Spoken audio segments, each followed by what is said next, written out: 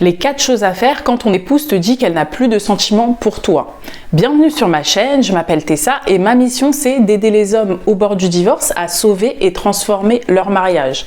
La première chose à faire quand ta femme te dit qu'elle n'a plus de sentiments, c'est ne pas paniquer et ne pas supplier. Quand vous suppliez et vous paniquez, automatiquement, votre femme, ça va la repousser. Parce que vous allez perdre en attractivité, vous ne serez plus séduisant, vous n'aurez plus aucune valeur à ses yeux, elle va perdre l'admiration qu'elle a pour vous. Et sachant qu'une personne, une femme surtout, ne peut pas se sentir désirée si vous avez besoin, vous êtes dans le besoin, vous avez besoin d'elle. Non, vous devez avoir envie d'être avec votre épouse et pas dans le besoin. Le besoin, c'est basé sur la peur de perdre quelque chose, donc c'est négatif. Par contre, avoir envie de votre épouse, c'est positif parce que c'est basé sur une volonté, c'est basé sur le plus, sur quelque chose de positif.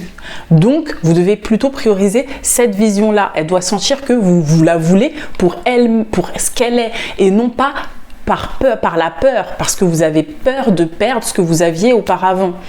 Parce que ce n'est pas valorisant pour une femme. Une femme a envie de se sentir comme une reine, a envie de se sentir désirée. Donc quand vous agissez comme ça, non seulement on ne se sent pas désiré, mais en plus vous perdez votre attractivité à ses yeux. Parce qu'elle se dit que vous êtes prêt à prendre n'importe qui finalement. Ce n'est pas parce que vous avez confiance en vous. C'est parce que justement vous n'avez pas confiance en vous que vous revenez vers elle. Ensuite, la deuxième chose à faire, c'est écouter réellement sa douleur en lui posant des questions. Vous devez être ouvert, totalement ouvert, et la laisser vider son sac. Imaginez que votre épouse a porté un sac durant toutes ces années de mariage où il y a des pierres qui se sont accumulées. Les petites pierres qui se sont accumulées, c'est la frustration, c'est la colère, c'est la jalousie, c'est le manque d'attention, c'est tout ce que vous voulez, qui s'est accumulé durant 10 ans, 20 ans. Donc toutes ces pierres font qu'elle porte un énorme sac dans son dos et elle a besoin de se vider. Elle a besoin de se vider auprès de vous, de la personne qui l'avait fait le plus souffrir, la plus souffrir. Et pour ça, vous devez l'écouter, vous devez la laisser déverser toute sa haine, toute sa colère, tout ce qu'elle ressent. Parce que votre épouse, si elle vous dit ça, c'est pas une vérité, si elle vous dit qu'elle n'a plus de sentiments pour vous, c'est pas une vérité absolue, mais c'est parce que elle est saturée émotionnellement saturée, elle n'en peut plus, elle a accumulé trop de pierres dans son dos, dans son sac, et là elle a besoin de se vider. Vous devez lui laisser cette opportunité de se vider en étant à son écoute et en lui posant des questions. Vous lui posez certaines questions comme: qu'est-ce que tu as ressenti durant ces années de mariage? Qu'est-ce qui t'a manqué chez moi? Qu'est-ce que j'ai fait qui t'a fait du mal? Et vous la laissez parler, vous la laissez déverser son sac de colère.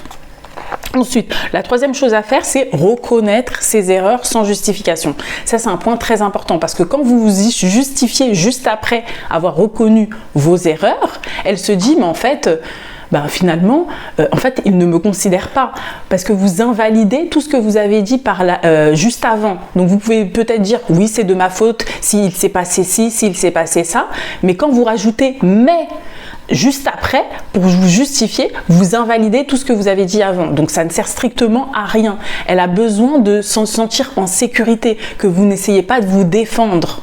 Donc vous devez accepter d'avoir le rôle du méchant. Je sais que ça peut faire du mal de porter ce rôle du méchant, mais c'est uniquement temporaire. Dites-vous que ce n'est pas pour la vie. C'est temporairement parce qu'elle a besoin de sentir que vous prenez vos responsabilités pour se sentir en sécurité.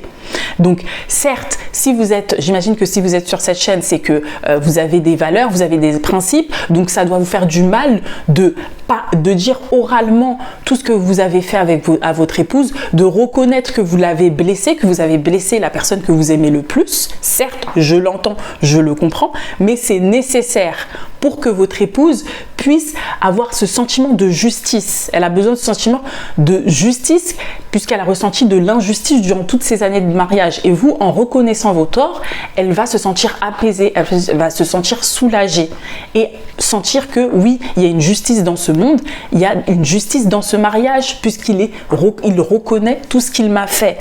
Donc elle va se sentir légitime, elle va se sentir valorisée, approuvée, elle va sentir que vous reconnaissez sa douleur.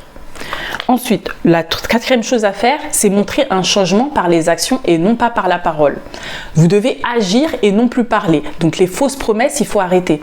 Parce que plus vous faites de fausses promesses, déjà c'est les fausses promesses qui vous ont mené aujourd'hui à cette demande de divorce de votre épouse. Donc dites-vous que plus vous ferez de fausses promesses et plus ce sera compliqué de sauver votre mariage. Donc mieux vaut ne plus rien faire, ne plus rien dire et seulement agir et montrer vos changements. Pour tous ceux qui veulent aller plus loin, n'hésitez pas, j'ai fait une masterclass qui est en barre de la description qui s'appelle « Comment stopper le divorce sans manipuler votre épouse et sans la supplier ». La masterclass dure 2 heures, donc regardez-la du début jusqu'à la fin.